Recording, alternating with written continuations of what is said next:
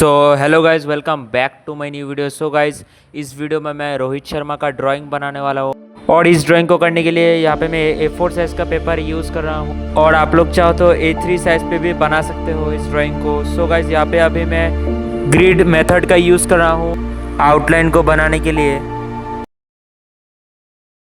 So guys, अभी reference image को अच्छे से ऑब्जर्व करके यहाँ पे मैं ड्राइंग को बना रहा हूँ आउटलाइन को।